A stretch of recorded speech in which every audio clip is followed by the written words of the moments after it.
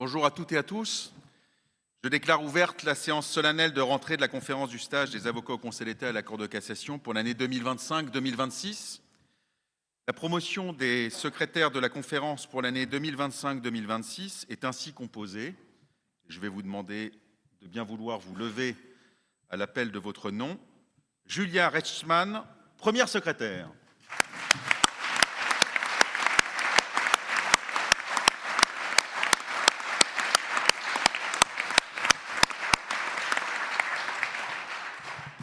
Esteban Renaud, deuxième secrétaire.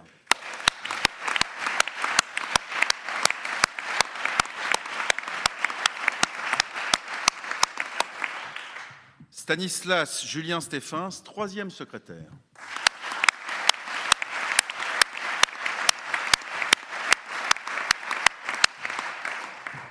Et Ruben Israelevich, quatrième secrétaire.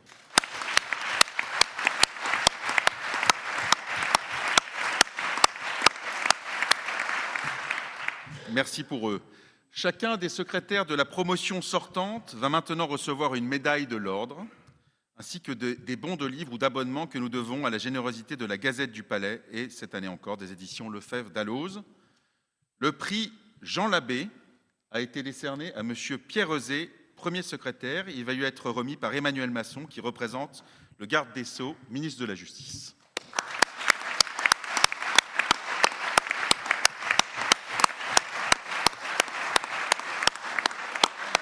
N'oublie pas la photo, Pierre. La photo, c'est important.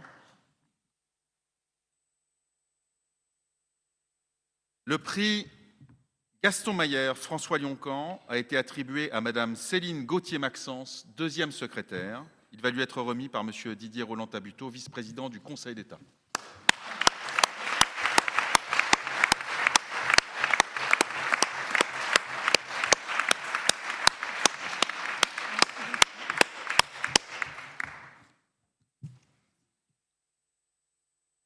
Une médaille va également être remise à M. Augustin de Crécy, troisième secrétaire, par M. Christophe Soulard, premier président de la Cour de cassation.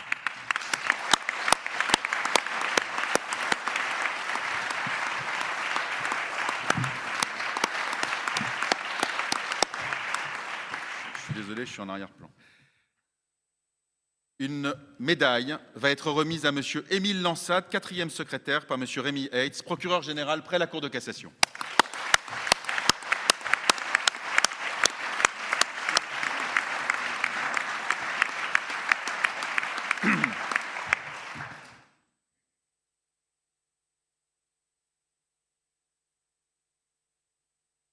Madame la représentante du garde des Sceaux, ministre de la Justice, Monsieur le vice-président du Conseil d'État, Monsieur le premier président de la Cour de cassation, Monsieur le procureur général près la Cour de cassation, Monsieur le président de la section du contentieux du Conseil d'État, Madame la présidente directrice du service de documentation des études et du rapport de la Cour de cassation, Monsieur le premier avocat général de la Cour de cassation, Madame et Monsieur les membres du Conseil constitutionnel, Monsieur le membre du Conseil supérieur de la magistrature, Madame et Messieurs les présidents de section du Conseil d'État, Monsieur le président du bureau d'aide juridictionnelle de la Cour de cassation, Madame et Messieurs les premiers avocats généraux de la Cour de cassation, Madame la procureure générale de la Cour des comptes, Madame la présidente de la Cour administrative d'appel de Paris, Monsieur le président de la Cour de justice de la République, Monsieur le procureur de la République antiterroriste près le tribunal judiciaire de Paris, Monsieur le bâtonnier élu, Madame la vice-bâtonnière élue du barreau de Paris, Monsieur le président de la conférence des bâtonniers,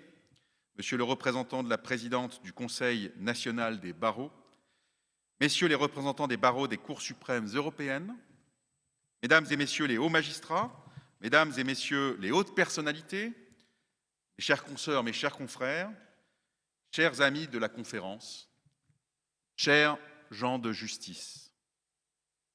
Il suffit d'évoquer les gens de justice pour qu'en chacun, cette seule évocation éveille tout un imaginaire collectif, notamment les visages graves ou burlesques du monde judiciaire, croqués par le maître de la caricature, Honoré Daumier.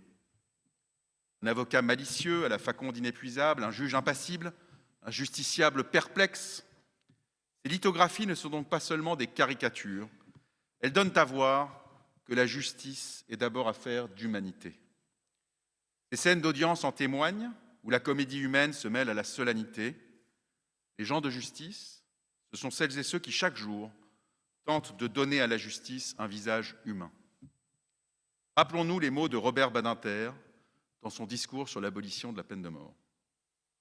Aussi prudente que soit la justice, aussi mesurée et angoissée que soient les femmes et les hommes qui jugent, la justice demeure humaine, donc faillible. Et cette dimension humaine, c'est aussi bien sûr la force de la justice. Être gens de justice, c'est appartenir à cette lignée d'hommes et de femmes qui ont choisi de placer le droit au cœur de leur humanité et l'humanité au cœur du droit. L'heure n'est pas à l'autocélébration de nos professions, mais bien davantage à la nécessité de réaffirmer leurs fonctions et leurs valeurs communes. Juges, magistrats, avocats, greffiers, agents des tribunaux, nous concourons tous à une même mission. Les gens de justice ont toujours inspiré la satire, car il est sans doute dans la nature humaine de résister à toute autorité. Ce sont les fameuses 24 heures pour maudire ses juges, chères au comte Almaviva du Barbier de Séville. Au fond, si le justiciable s'incline tout naturellement en gravissant les marches du palais, s'il peut être impressionné par la superbe des cimards des gens de justice, la critique ne tarde jamais, résonnant même parfois depuis la salle des pas perdus. Comme l'écrivait André Frossard, les procès finissent toujours par celui de la justice. Il n'est donc pas inhabituel de juger la justice. La critique est normale, elle est même nécessaire. Car la justice n'est pas un entre-soi. Elle puise sa légitimité dans le regard du citoyen qui la juge à son tour. En revanche, plus inquiétantes sont de nos jours les attaques ad hominem. Lorsque l'on s'en prend personnellement aux femmes et aux hommes de justice, pour les décisions qu'ils rendent, pour les clients qu'ils défendent, lorsqu'aucune distinction n'est faite dans l'esprit de certains entre les fonctions et la personne, c'est une ligne rouge qui est franchie car c'est l'état de droit qui est menacé. Les figures de la justice croquées par Daumier, aussi imparfaites soient-elles, incarnent l'un des éléments essentiels à toute société démocratique, la possibilité de régler un conflit, non par la force, mais au terme d'un débat civilisé et contradictoire. Donner vie au principe de prééminence du droit, c'est cet office que nos juges poursuivent chaque jour. C'est d'abord cela, la justice. Aussi, alors qu'elle traverse des temps difficiles parce qu'elle affronte des vents mauvais, il est important de rappeler sa mission, faire du droit la grammaire de notre société. Bien sûr, le droit ne peut être le seul langage d'une société et le procès ne peut être le seul langage du droit. Mais il est plus que jamais nécessaire, dans nos sociétés en proie aux divisions, au repli, aux biais de confirmation, à la violence morale, verbale ou physique, de promouvoir les savoirs, l'esprit critique, comme de garantir les lieux d'un débat contradictoire. C'est le cas de l'université comme des juridictions. La science et le droit sont les remparts de la démocratie autant qu'ils en sont les piliers. C'est ce qu'a très justement rappelé le vice-président dans son discours de rentrée cette année. Quelle que soit la couleur de la robe, que nous en portions ou non d'ailleurs, nous sommes donc les dépositaires de cette grande institution qui, par-delà nos fonctions distinctes, nous oblige et nous unit dans une même mission. C'est pourquoi il nous faut veiller à la solidarité interne qui doit toujours unir les gens de justice. Elle est l'une des conditions nécessaires à la mise en place et au maintien d'un rapport serein du citoyen à la justice, à sa justice. Rappelons en premier lieu l'importance de la solidarité interne qui doit unir les gens de justice. La justice ne se réduit pas à une froide mécanique institutionnelle. Elle est la conviction que ce qui nous rassemble, la poursuite de l'œuvre de justice, est plus fort que ce qui nous distingue. Elle est le produit d'une communauté de valeurs fondée sur la confiance mutuelle. Et lorsque cette confiance s'érode, c'est l'institution qui vacille. À l'évidence, cette solidarité ne se décrète pas, elle se pratique pour que se joue et se rejoue sans cesse, à l'audience et en dehors de celle-ci, cette alliance invisible entre le juge et l'avocat. Cette solidarité qui forge la relation entre le juge et l'avocat repose sur plusieurs piliers. Sur la confiance d'abord entre gens de justice. La foi du palais, cette belle tradition non écrite, cet espace immatériel de confiance entre les gens de justice constitue un bien précieux. Elle est tout sauf de la connivence. Comme le disait si bien Henri Leclerc, la foi du palais, c'est ce secret partagé qu'il ne faut pas confondre avec de la complaisance. Elle est fondée sur la confiance dans la confidence, qui est parfois nécessaire à la justice. La qualité de la relation juge-avocat repose bien entendu également sur la loyauté. À cet égard, les défis contemporains sont, à dire vrai, redoutables. En particulier, l'essor de l'intelligence artificielle requiert une vigilance déontologique accrue dans l'exercice de nos missions. Le bouleversement technologique, aussi incontournable soit-il, met en jeu rien moins que la confiance, l'indépendance et l'humanité de la justice. Il nous faudra sans doute apprendre, ensemble, à domestiquer un outil qui jamais ne vaudra la qualité de la relation humaine. Enfin, confiance et loyauté requièrent un dialogue exigeant et respectueux. La proposition est double. Il ne peut y avoir de dialogue sans relation de confiance et de loyauté. Il ne peut à l'inverse y avoir de confiance et de loyauté sans que ne soit entretenu un dialogue. À l'évocation d'un dialogue entre gens de justice, on songera immédiatement au fameux dialogue des juges, cher au président Genevoix, à Paris, au Palais Royal comme sur l'île de la Cité, à Strasbourg ou sur le plateau de Kirchberg. Des décisions récentes témoignent de la vivacité de ce dialogue entre nos juges, un dialogue exigeant, parfois rugueux, car il aboutit souvent à la fin des fins, à s'interroger sur la hiérarchie des normes et sur la souveraineté nationale. De fait, il est nécessaire que ce dialogue, fondamental au sens plein du terme, s'entretienne dans la franchise et avec la conscience chez chacun de nos juges du rôle de son interlocuteur et du sien propre. Mais le dialogue qui focalise le plus l'attention est celui qui se noue entre l'avocat et le juge. La relation entre le juge et l'avocat repose sur de nombreuses interactions à chaque étape de la vie d'un dossier. Nous autres, gens de justice, devons être extrêmement attentifs à la qualité de ces interactions, qui se doivent d'être à la fois empreintes de franchise et de délicatesse. L'Académie française définit l'interaction de façon très concrète, comme l'action attractive entre particules qui assure la cohésion des noyaux atomiques. J'ai déjà eu l'occasion de le dire, dans l'esprit de cette définition, j'aime à placer l'ordre des avocats au Conseil à la 6e case sur le tableau périodique des éléments de Mendeleïev, à la place du carbone. Pourquoi donc, allez-vous me dire, le carbone, à l'heure où il est de bon ton de parler de décarbonation, surtout dans ces lieux où résonne encore l'écho de l'affaire Grande-Synthe, des affaires Grande-Synthe, si j'ose dire. Il me soit permis ici de citer Primo Levi, qui dans son roman Le système périodique confronte la conscience à la matière et place son récit sous le signe d'un élément chimique. Il termine justement par le carbone. Le carbone, nous dit-il, est un élément singulier, le seul qui soit capable de s'unir avec lui-même en longues chaînes stables. Et il ajoute, et à la vie sur Terre, il faut justement de longues chaînes. Cette chaîne stable, c'est aussi celle que forment, ensemble, les 133 avocats au Conseil, tous unis autour de valeurs déontologiques fortes et d'une mission commune, représenter le justiciable devant le juge du droit. Cette mission et ces valeurs communes contribuent à la très forte unité de notre ordre. C'est cette unité qui tout à la fois forge sa solidité et lui permet d'entretenir des liens robustes avec le Conseil d'État et la Cour de cassation. C'est en particulier au cours d'un litige que la qualité de cette relation est éprouvée. Et c'est tout le sens de l'organisation d'un dialogue interactif par des règles procédurales adaptées, respectueuses du rôle de chacun, règles qui tout à la fois permettent l'échange civilisé des points de vue et concourent à la qualité de la décision rendue. C'est par cette confrontation des points de vue que le juge peut d'une certaine manière sortir de lui-même et trancher en droit. Et nombreuses sont les traductions de ce dialogue devant nos hautes juridictions.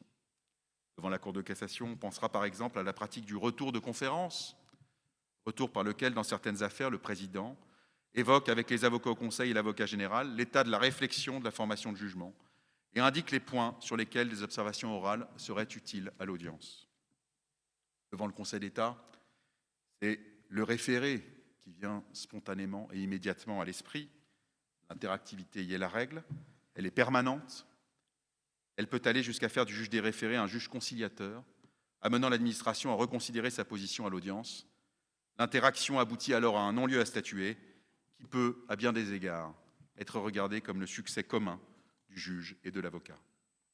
Dans le contentieux de fond ou de cassation, on pense aussi à l'échange qui peut se tenir avec le rapporteur public, après avoir pris connaissance du sens synthétique de ses conclusions quelques jours avant l'audience. Un échange qui permet que nos brèves observations orales à l'audience soient les plus pertinentes et les plus utiles possibles au Conseil d'État, et donc aux partis que nous représentons. Un échange qui, cela va de soi, ne saurait être sollicité dans chaque affaire, car il est des affaires dans lesquelles il ne présenterait pas d'intérêt particulier, et parce qu'il occuperait alors un temps qui serait mieux employé ailleurs. C'est qu'un homme, ça s'empêche, comme disait Camus. C'est que sans rien transiger à sa mission de défense, un avocat, ça doit savoir se modérer dans l'intérêt même de ses clients. La délicatesse qui figure parmi les principes et devoirs essentiels de chacune de nos professions, mais également la modération et la courtoisie, doivent guider les comportements en toutes circonstances. Gardons à l'esprit cette mise en garde du Premier président prononcée le 21 mars dernier à l'occasion de la journée de la relation magistrat-avocat. Lorsque magistrats et avocats ne se perçoivent plus comme des partenaires mais comme des adversaires, c'est la justice elle-même qui s'en trouve affaiblie. La qualité de la relation avocat-magistrat repose sur des savoir-faire et sur des savoir-être qui, bien qu'invisibles, bien qu'insusceptibles d'être évalués par des indicateurs, sont indispensables au bon fonctionnement de la justice. Ils constituent également les outils indispensables au rétablissement de la confiance des citoyens. Le rapport de la justice aux citoyens, voilà qui constitue justement le second temps de mon propos. Ensemble, nous, gens de justice, détenons certaines des clés pour que le citoyen retrouve un rapport serein à la justice et qu'il se l'approprie. La justice française est régulièrement la cible de multiples accusations, souvent contradictoires, toujours excessives. On lui reproche de ne pas intervenir assez et d'intervenir trop. Elle serait ineffective, mais elle instituerait en même temps un gouvernement des juges. Ce n'est pas faute pour nos juges de rappeler les limites de leurs propres compétences, comme l'a fait le Conseil d'État en rappelant à plusieurs reprises qu'il n'appartenait pas aux juges administratifs de se substituer au pouvoir public pour déterminer une politique publique. Mais les critiques faites à la justice ne s'arrêtent pas là. On lui reproche simultanément de ne pas assez punir et de punir trop. Elle serait tour à tour laxiste et sévère, lente et expéditive. À dire vrai, la tentation est forte de purement et simplement ignorer ces discours contradictoires qui, dans un monde qui pense et qui raisonne, ne devraient pas avoir prise. Mais nous vivons à l'ère des vérités algorithmiques et il est des formules qui se répètent comme des refrains et qui finissent, à force d'être répétées, par fixer des représentations fausses. Il nous faut combattre ces représentations fausses et les apparences de raisonnement qui les sous-tendent. Il ne nous est en tout cas plus possible de les mettre de côté. Il est d'ailleurs éminemment regrettable qu'une part de responsabilité en soit portée par les acteurs du système eux-mêmes. Pèse sur nous, gens de justice, quelle que soit notre place dans le système judiciaire, un devoir essentiel, celui de nous garder de l'outrance et des excès, a fortiori à une époque où la culture des réseaux sociaux, celle de la réaction immédiate, plutôt que de la pensée profonde, tend à imposer son modèle. Bien sûr, la critique d'une décision de justice est permise dans un état de droit, lequel d'ailleurs repose en partie sur cette contestabilité. Nous-mêmes, avocats au Conseil, faisons de la critique des décisions de justice notre quotidien, puisqu'il s'agit pour nous de faire la démonstration qu'une décision n'a pas été rendue conformément aux règles de droit applicables.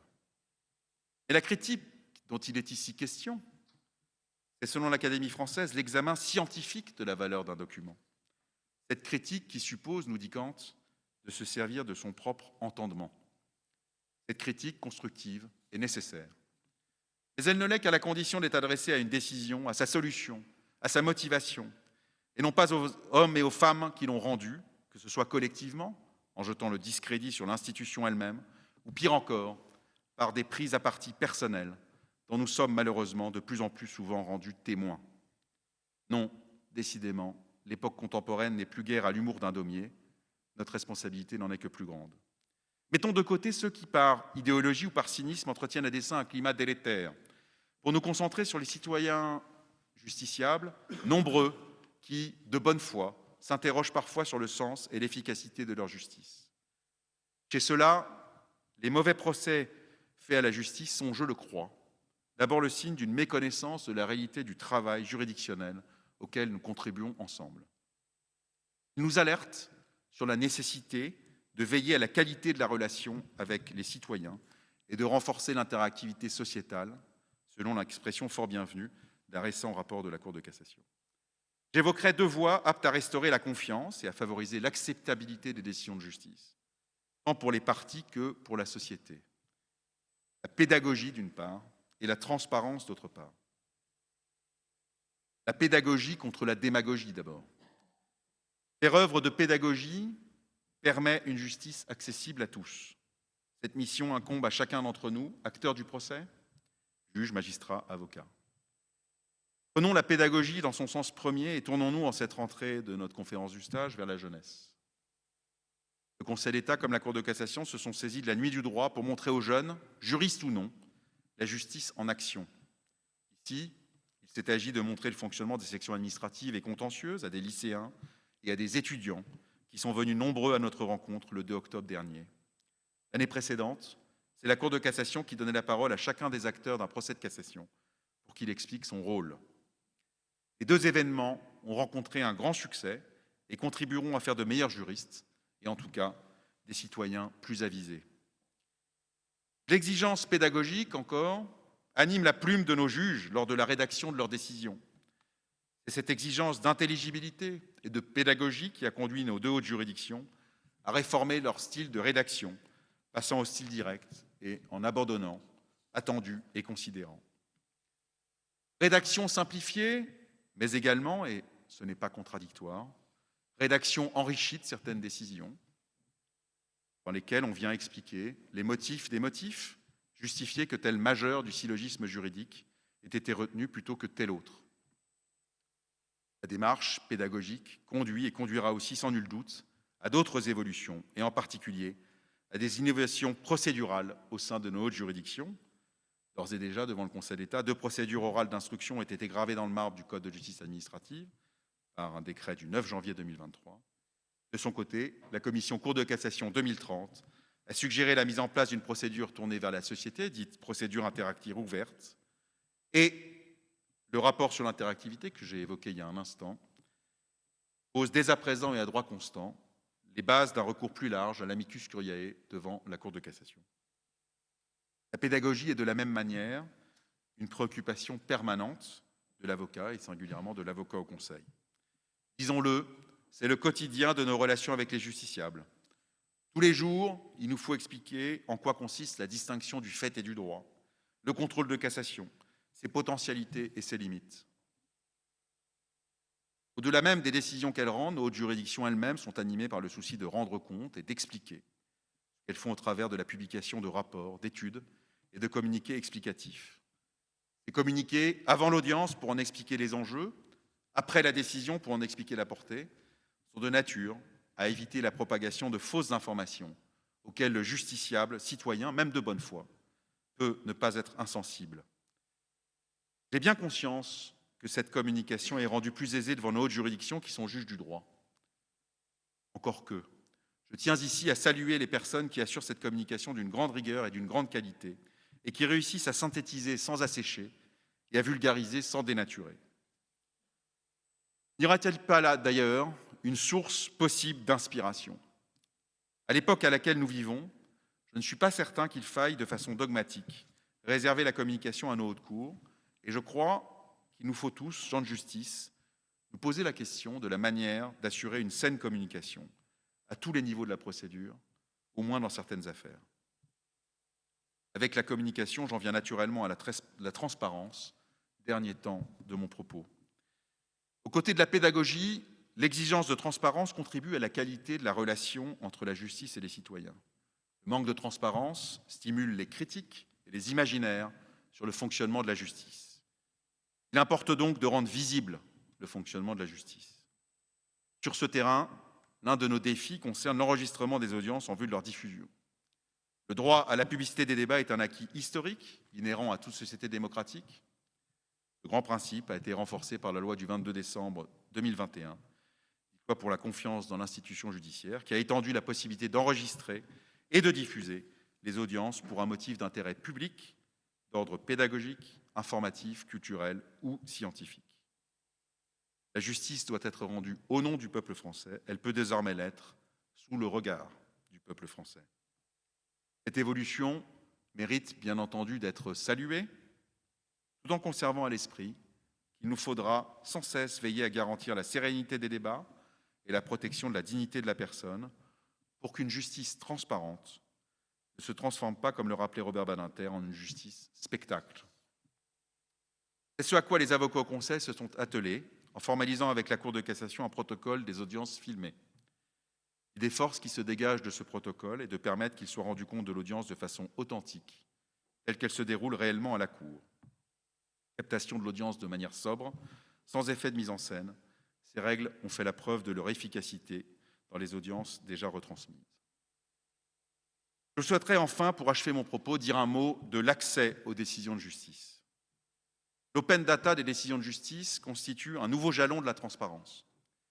La mise en œuvre implique des précautions dans le traitement par les gens de justice de cette information colossale, a fortiori à l'ère de l'IA.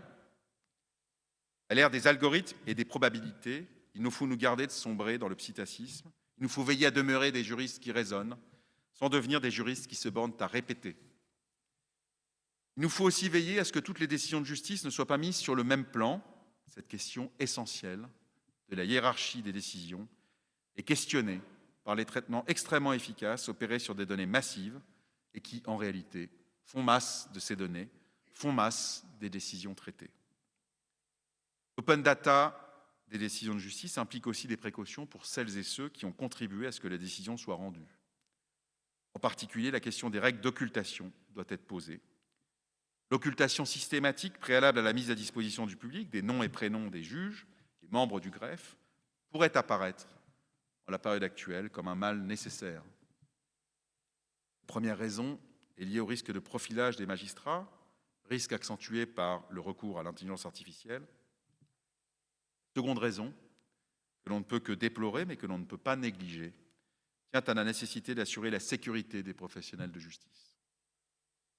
Lorsque les gens de justice sont personnellement menacés, c'est le signe qu'une société démocratique est en perte de repères. La réponse ne saurait être le repli, mais bien au contraire l'ouverture à la société. Surtout, face aux attaques faites à la justice et aux gens qui la servent, la qualité de la relation entre gens de justice doit être préservée. Veillons sur elle, car c'est cette qualité qui permettra de faire de l'enceinte judiciaire une caisse de résonance des interrogations qui traversent la société, auxquelles le juge répond au terme d'une discussion contradictoire, ouverte, raisonnée et apaisée. C'est en partage que chacune et chacun d'entre nous, juges, avocats, greffiers, détenons ce bien commun qu'est l'œuvre de justice. C'est ensemble que nous pourrons contribuer à ce que le citoyen s'approprie ce bien commun pour le faire sien. Je vous remercie.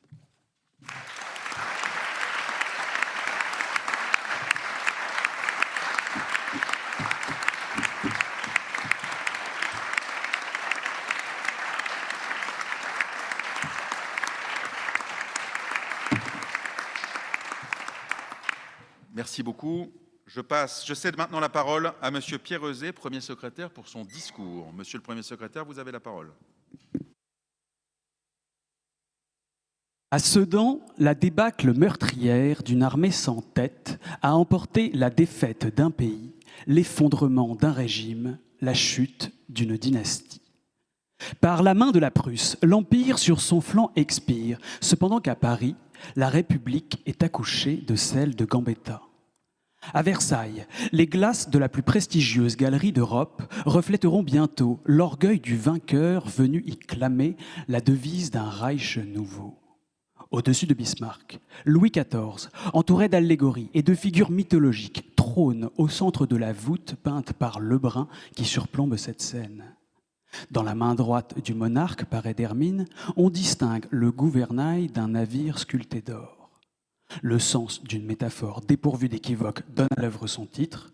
Le roi gouverne par lui-même. Ce vaisseau, dont le timon commande la trajectoire, c'est celui de l'État, que, guidé par les dieux, le souverain dirige seul.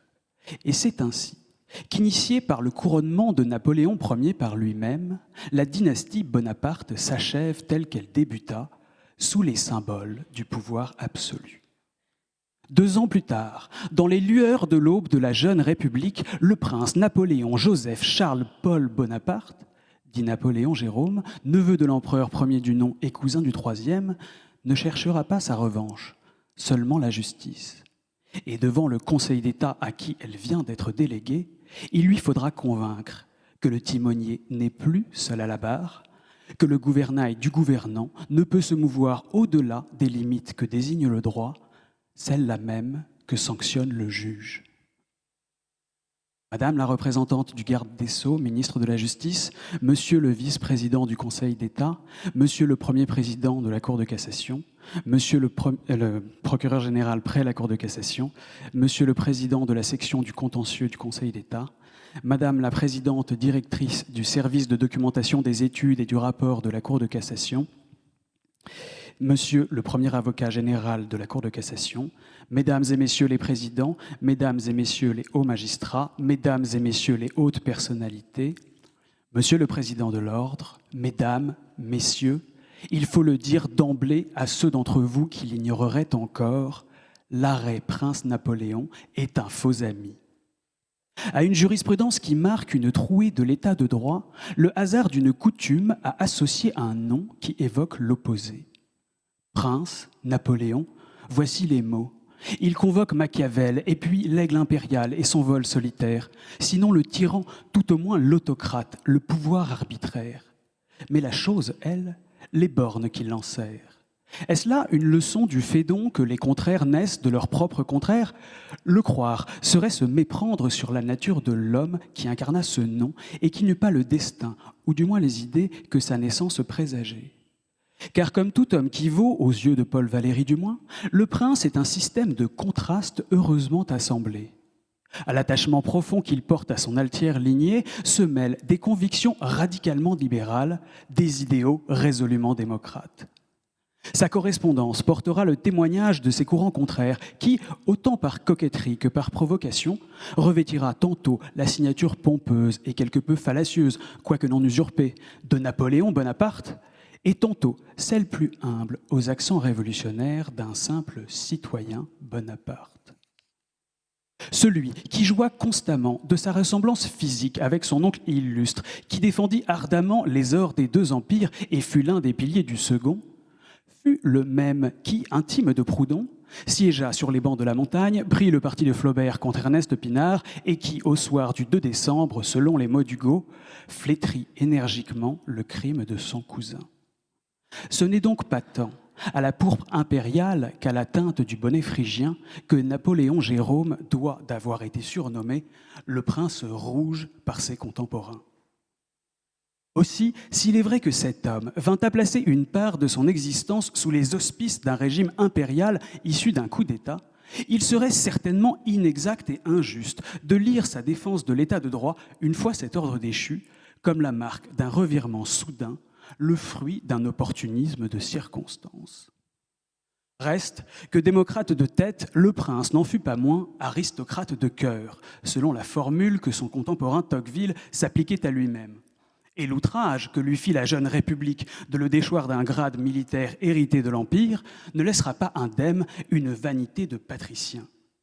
C'est donc en se laissant porter par l'élan d'une rare concorde entre les différentes facettes de cet être complexe que, retournant contre l'offenseur ses propres principes, le prince vint à poursuivre un titre qui faisait l'orgueil de l'aristocrate avec les raisons du démocrate. Un César déclassé. Tel est ce que vit le critique Edmond About en découvrant les traits qu'avait prêtés le pinceau d'Hippolyte Flandrin au visage du prince Napoléon. La formule qui fit Florès en son temps fut plus juste encore lorsque, 13 ans plus tard, l'Altesse se fit requérant. La chute de l'Empire avait soudainement frappé d'ostracisme son ci-devant plénipotentiaire. De ses rentes, le voilà subitement privé. De l'ordre de la Légion d'honneur, le voici brusquement exclu.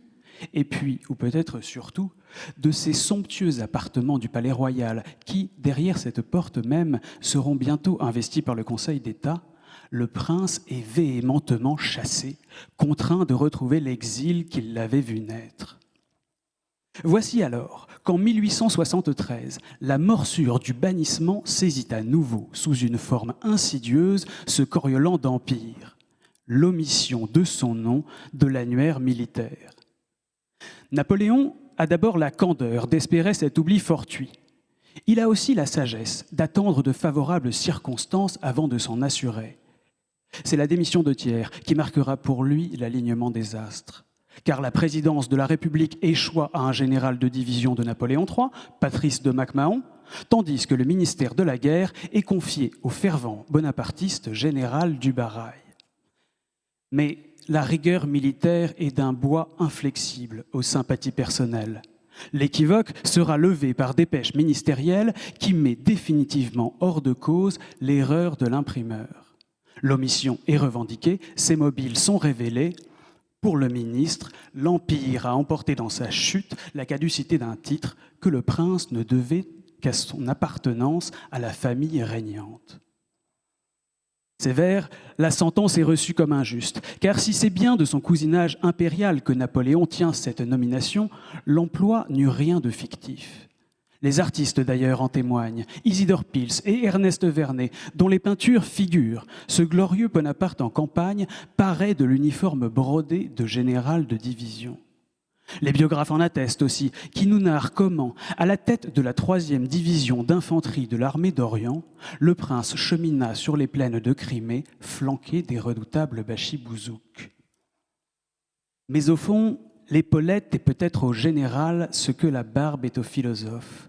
Et son port effectif par le prince n'empêchera pas le maréchal de Castellane de déplorer que tout le monde s'accorde à dire qu'il n'est pas militaire. Quoi qu'il en soit, plus que sur ses faits d'armes, c'est sur la loi du 18 avril 1832 que le ci-devant général peut compter pour contester la décision du ministre. C'est elle qui garantit aux officiers sur leur grade un droit de propriété qui ne peut être retiré que dans les cas et suivant les formes déterminées par la loi. C'est d'elle que le prince tirera son assurance dans l'issue victorieuse de la bataille qu'il engage.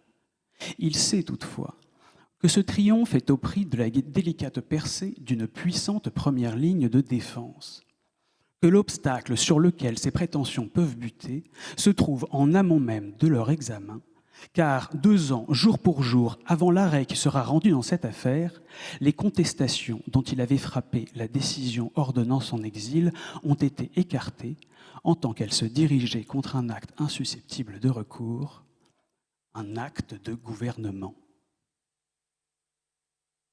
Vestige d'anciennes théories sur l'antique raison d'État, selon les mots de Gèse, le concept d'acte de gouvernement consiste à soustraire au contrôle du juge les décisions au caractère politique trop accusé. L'idée se justifie parfois, comme chez Laferrière, par la liberté d'action que réclame la tâche gouvernementale.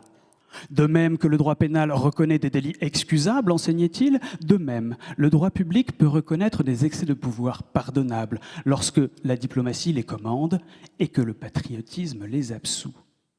Il s'ensuivrait, selon lui, que l'excuse dont de tels actes peuvent être couverts, étant d'ordre exclusivement politique et diplomatique, le droit de l'apprécier n'appartiendrait pas aux tribunaux, mais seulement au gouvernement et au Parlement.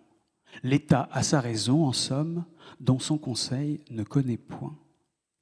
Il y a assurément du Napoléon Bonaparte dans une telle conception, car proclamait l'empereur, celui qui sauve sa patrie ne viole aucune loi. Il y a du Machiavel aussi, qui, en écho aux excès de pouvoir pardonnables qu'évoque Laferrière, expliquait qu'un prince ne peut observer toutes ces choses pour lesquelles les hommes sont tenus pour bons, étant souvent contraints pour maintenir l'État d'agir contre le bien. Dans l'enfance de la République qu'a vécu le prince Napoléon, comme dans son âge mûr que nous lui connaissons, la théorie soulève avec constance cette même question: est-elle soluble dans l'état de droit ? Assurément, nous répondons, nul ne prétend faire échapper l'acte au droit, seulement le soustraire au juge. Mais un droit sans juge, est-ce là encore du droit ? Comment en douter ? La règle existe ? Oui, peut-être, parfois. Mais encore faudra-t-il lui donner un sens, et parmi tous ceux qu'elle pourrait recevoir, choisir. Comme le regardeur l'œuvre, n'est-ce pas l'interprète qui fait la règle ? Et comme de regardeurs d'œuvres, n'y a-t-il pas autant de règles que l'on dénombre d'interprètes? Des faits existent aussi, la belle affaire. Est-il besoin de convoquer Schopenhauer pour admettre que notre perception du monde n'est affaire que de volonté et de représentation, lorsqu'il suffit de pénétrer dans l'enceinte d'un prétoire pour comprendre que des faits, chacun en a sa propre conception? Ce que l'on nomme les faits, encore faut-il les admettre, les constater, démarche éminemment intellectuelle et partant subjective. Sans le juge, le droit et le fait ne sont que deux chimères, deux substances volatiles, insaisissables et mouvantes. Le juge les cristallise. Il dit le droit, il dit le fait, il applique la règle, il tranche, il met fin au litige. N'est-ce pas là précisément d'ailleurs que réside le vice congénital de nombreux versants de ce que l'on nomme le droit international public? Ce que l'on rencontre sous cette forme n'est-il pas trop souvent, faute de véritables juges, réductible à une éternelle opposition d'opinions? D'opinions juridiques, peut-être, mais d'opinions néanmoins. En éternelle opposition, oui, parce que jamais tranchées. Or, de ces éternelles oppositions naissent de sempiternels conflits. Et c'est ici, incidemment, toucher à la vertu qui s'attache à la décision d'un juge, et seulement celle d'un juge, son effet pacificateur. Une fois la dispute vidée, par ce tiers impartial, le conflit est éteint. Subsistera peut-être pour quelque temps encore son ombre, la rancœur. Mais c'est sur le juge que l'insatisfaction se déportera sous cette forme atténuée qui mourra lentement. Si l'institution est assez solide pour la supporter, ce qu'elle se doit d'être, elle jouera alors ce rôle précieux, semblable à celui dévolu au pic qu'on érige sur quelque hauteur pour protéger des foudres le reste de la cité. C'est là l'une des inestimables richesses de l'état de droit qui place le juge en son cœur. Le modèle ne s'impose pas seulement pour des considérations théoriques dérivées d'un idéal philosophique, il ne s'impose pas seulement parce qu'il est juste, il s'impose aussi parce qu'il est utile, parce qu'il est l'instrument d'une société pacifiée. Prétendre donc confier à d'autres forces politiques, telles qu'un Parlement ou l'opinion publique, le soin d'apporter la sanction idoine aux actes des gouvernants qui s'écartent de la légalité, c'est là d'abord s'exposer au risque que la force politique l'emporte sur le droit. À cet égard, le coup d'État du célèbre cousin du requérant en fournit la plus topique illustration, car sa violation flagrante des principes constitutionnels ne reçut-elle pas pour seule sanction un plébiscite victorieux? Celui qui fera dire à Napoléon III « La France a compris que je n'étais sorti de la légalité que pour rentrer dans le droit ». Mais croire pouvoir déléguer l'application du droit à ces forces spontanées et partiales, c'est là aussi, ensuite, laisser la société se construire sur ce terreau acrimonieux fait de conflits jamais purgés. Laisser toujours planer l'ombre funeste du soupçon qui pèsera tant sur l'acte du gouvernant que sur les réactions qu'il aura ou n'aura pas suscitées. Mais ce qui fait la valeur du juge est aussi sa faiblesse, son impartialité, et donc son positionnement extérieur à l'arène politique a pour corollaire un défaut d'assise démocratique. De là naît la question qui pourrait sonner comme un paradoxe, mais que l'on aurait tort d'ignorer. L'état de droit placé sous la tutelle du juge est-il, à son tour, soluble dans la démocratie ? On ne peut rester sourd aux mises en garde qui s'élevaient jadis et dont l'écho protestataire nous revient aujourd'hui amplifié quant au risque d'abandonner un pouvoir sous le couvert de l'érection d'un contrôle. La question mérite d'être posée, mais borner le champ d'action du juge ne saurait lui tenir lieu de réponse. Car s'il faut admettre que son intervention est viciée par un défaut de légitimité, elle doit être tenue pour intolérable où qu'elle se déploie. Comment faire le départ entre les actes qui ne s'accommoderaient pas d'une prise de décision soustraite aux exigences de la démocratie et ceux que l'on pourrait abandonner à cette juridictionnelle tyrannie? Comme l'affirmait Rousseau, tout tient radicalement à la politique. Et placer un incertain curseur en fonction de son intensité ne résoudra pas le problème posé. Au mieux l'atténue-t-il en créant un autre. Car répondre à la question que soulèvent les rapports du gouvernant et du juge en limitant le champ d'intervention du second revient à cette solution doublement insatisfaisante, qui admet en creux le postulat que le juge gouverne au mépris des exigences démocratiques les domaines qui relèvent de son contrôle, et qui accepte en plein que le gouvernant échappe aux exigences de l'état de droit lorsqu'il prend des actes insusceptibles de recours. Ce n'est pas là concilier l'état de droit et la démocratie, c'est les ignorer tous deux. La solution ne viendra pas de la dissociation, d'un cloisonnement des champs d'intervention du juge et du gouvernant, mais de l'osmose. S'inspirant de la clé de voûte qui doit son prodigieux maintien aérien à l'opposition de deux forces d'égale intensité, le bâtisseur de système doit reproduire cette prouesse d'équilibre par la pesée des forces, faire de leur opposition une rencontre sur laquelle construire. Soumises à la juste tension qu'elles s'apportent mutuellement, les poussées en présence se livreront à un dialogue vertueux. Le juge applique le droit tel qu'il l'interprète, mais le droit est modulable par les forces de la démocratie. Le droit encadre le jeu politique comme il naît de lui. Il en est le terreau comme il en est le fruit. Peu importe finalement que le juge touche par l'intermédiaire de l'application du droit à la sphère politique, puisqu'en dernier ressort, la politique choisie par les instances démocratiques se fera le droit qu'appliquera le juge. Il faut toutefois en convenir autant qu'y prendre garde.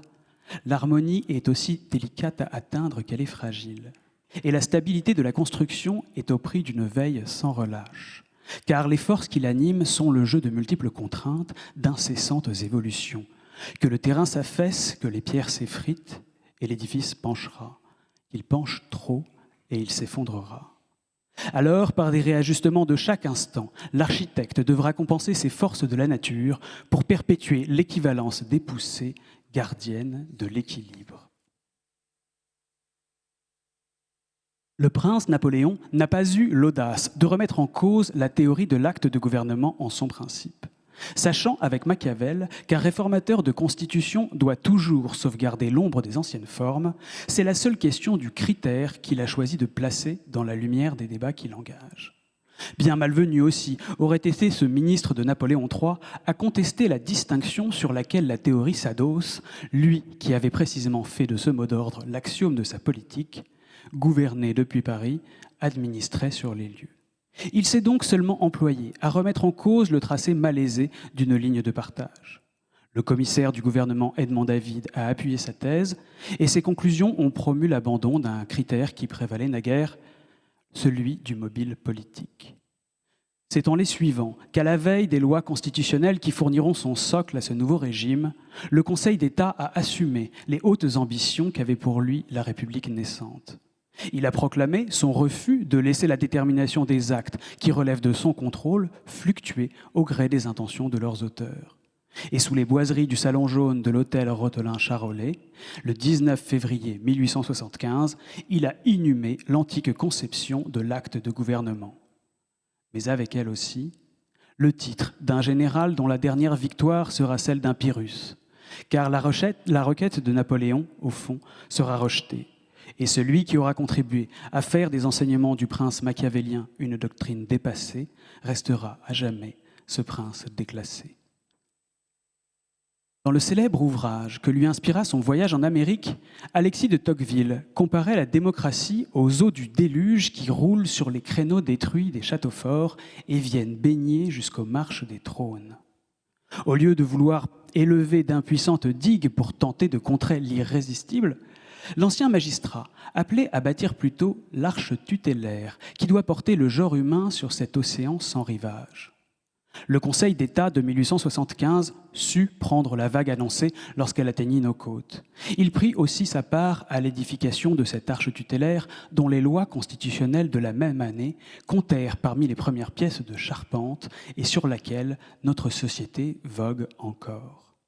Comme Louis XIV en son temps, le gouvernant d'aujourd'hui manœuvre toujours la barre de ce nouveau vaisseau, mais l'amplitude de son mouvement se trouve ici rigoureusement enchâssée de part et d'autre par les pièces solides d'une architecture minutieuse. 150 ans plus tard, en effet, les petits pas d'une marche jurisprudentielle rectiligne ont fait leur œuvre pour émousser encore davantage la théorie de l'acte de gouvernement et ériger en principe que l'imperium s'exerce à l'ombre de la jurisdiction.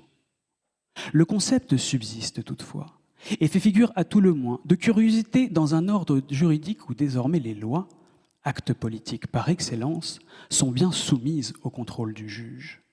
Parce qu'il est acquis qu'apprécier la conformité d'un acte à la norme supérieure n'équivaut pas à se faire arbitre de son opportunité politique, et parce qu'il est acquis que le spectre d'un gouvernement des juges ne peut masquer le péril d'un gouvernement sans juge. 150 ans plus tard, les eaux diluviennes de la démocratie chère à Tocqueville semblent se tarir. D'où il nous écrivait, nous parviennent aujourd'hui d'inquiétants soubresauts. Et c'est une eau plus trouble que fait gronder le ressac de l'Atlantique.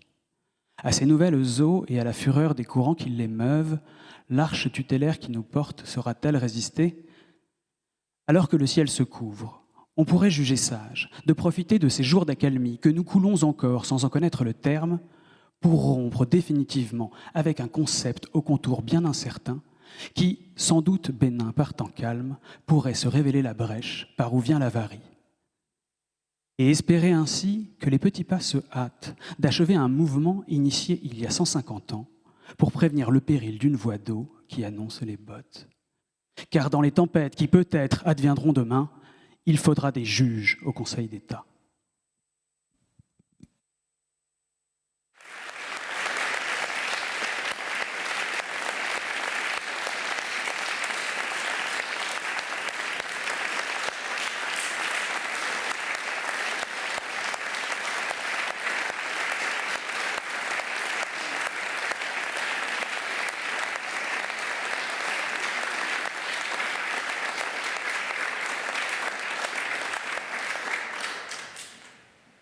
Merci, Monsieur le Premier secrétaire, pour ce discours puissant et brillant. Et je déclare donc lever cette séance de rentrée de notre conférence du stage. Nous avons cette année encore respecté le timing parfait puisqu'il est 14h59. Merci à tous et à toutes d'avoir été parmi nous aujourd'hui.